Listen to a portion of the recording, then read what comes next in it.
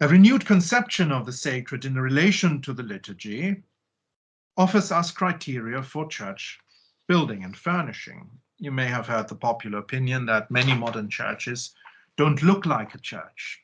I believe there's something true in that intuition.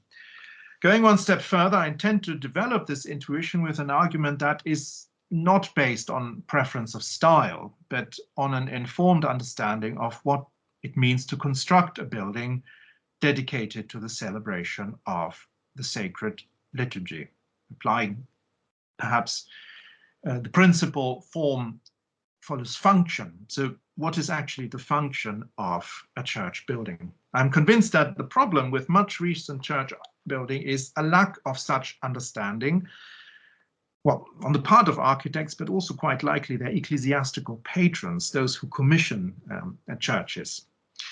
This is shown in testimonies of well-known contemporary architects who won commissions for high-profile church buildings in recent years. The Italian architect Massimiliano Fuksas, in collaboration with his wife Doriana Mandrinelli, completed in 2009 the Church of San Paolo in Foligno in Umbria. This church was one of the pilot projects, Progetti Pilota, of the Italian Bishops' Conference, and attracted much attention and controversy. In Britain, not many Catholic churches are built, if any, but in Italy, there's still a lot of church building going on. You might think, well, there are quite a lot of churches already, but they are in the historical towns and villages and not where most people live today. And so in the suburbs and elsewhere, churches are needed. And so in recent years, there has been a strong push towards church building in Italy. So this church in Foligno was one of the pilot projects supported by the Italian Bishops' Conference. In a long interview given in April 2009, Fuksas reflects on the ideas that guided him in his project. As he makes clear at the beginning of the conversation, he does not believe, quote, that you can do sacred architecture. What is possible is architecture that tends to spirituality. Such spirituality is articulated above all with reference to light, not only as an architectural element, but also as a philosophical principle. For Fuksas, the relationship of a building with its exterior environment is of key importance. The particular character of a church is manifest in the fact that it stands out. Fuksas observes that most contemporary constructions, either for housing or other functional purposes, create urban spaces that lack a center or point of reference. With his church in Foligno, the architect wants to return to a structure that is no longer horizontal, a structure that, rightly or wrongly, he associates with the Second Vatican Council, and he sees in his accent on the height of the building a reference to Gothic architecture. In the church at Foligno, this vertical dimension is in fact a striking feature that is realized by its sheer height. Special attention is given to the facade and the entrance of the church. Fuksas refers specifically to the Church of Counter-Reformation, which he sees exemplified in the Church of the Gesù in Rome, consecrated in 1584. He comments, "You enter after being attracted by a great staircase, a great facade, by the dynamism, by the majesty of the facade, and by its great power. You enter because it is an act of faith. Once you enter inside, you understand that this faith is something extremely complex." Fuksas comments on the Gesù. His own concept of the facade could not be more different. In extreme abstraction, it presents itself as one side of the cube that is the shape of the building, in plain concrete and without any ornamentation or prominent Christian symbolism.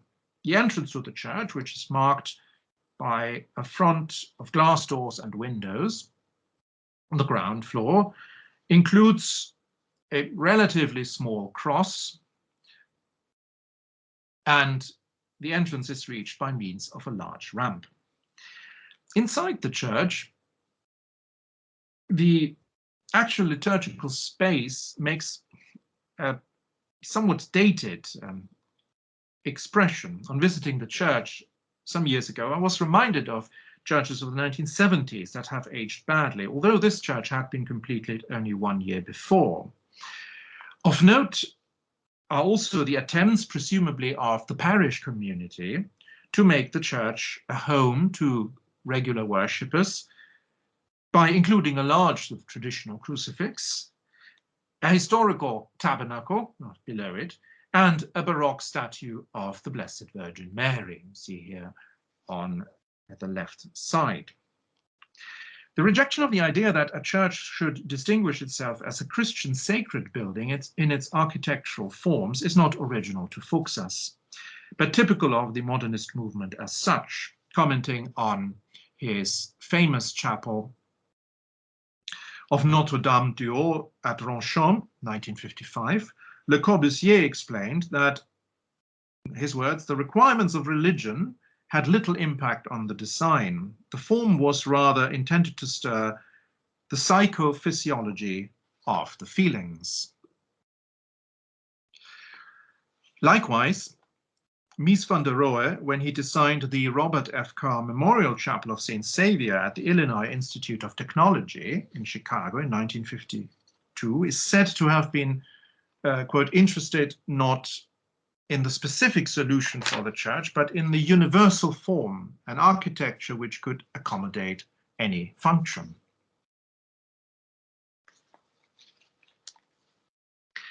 More recently, when Santiago Calatrava presented his design for the Cathedral of Christ the Light in Oakland, California, which originally won the commission but was then not executed, he stated his ambition that he wanted to give the building a universal character independent of the Catholic Church. His words, actually, because there are so many different cultures in the city. On the other hand, Calatrava's proposal for this public monument in a multicultural city showed similarities with his design for the World Trade Center transportation hub in New York City, which was opened in 2016. Perhaps this association is not accidental if Calatrava wanted to give his cathedral design a universal character independent of the Catholic Church. Now, a Catholic understanding of the church as a sacred building is both rich and complex. Does it mean that architects embarking on such a project will have to be theologians in their own right? No, or at least not necessarily so. What is required, however, is the willingness to enter into a conversation with their clients or patrons in order to arrive at a full sacramental understanding of the church building. This is a challenge not only for architects, but also for those in the church who commission the buildings. On reading the published version of a lecture by Rafael Moneo, I was struck by his comments on one of the two essential requirements he followed in the design of Los Angeles Cathedral, completed in 2002, namely, his words again, the orientation of the apse, which according to ecclesiastic tradition had to face Rome in recognition of the importance of ecumenism for the Catholic congregation.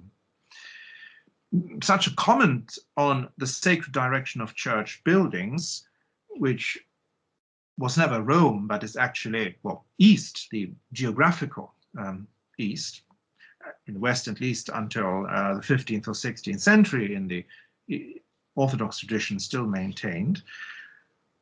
Such a comment really betrays a failure of theological and liturgical consultancy in the planning of a major ecclesiastical edifice. You would think that someone in the Archdiocese of Los Angeles would have introduced the at least historical concept of a church facing east.